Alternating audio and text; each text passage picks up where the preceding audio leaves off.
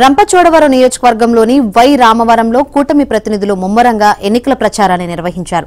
మండు టెండను లెక్క చేయకుండా అరకు కూటమి ఎంపీ అభ్యర్థి కొత్తపల్లి గీత, రంపచోడవరం ఎమ్మెల్యే అభ్యర్థి మిరియాల శిరీషాదేవి ఎన్నికల ప్రచారం చేశారు.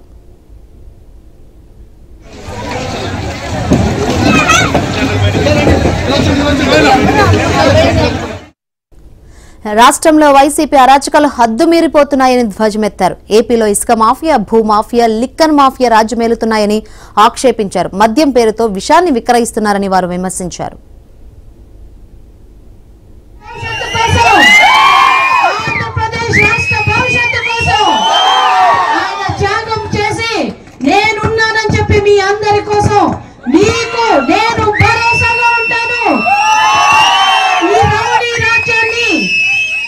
మనందరి బిడ్డల్ని కాపాడుతానని చెప్పి ముందుకొచ్చారు.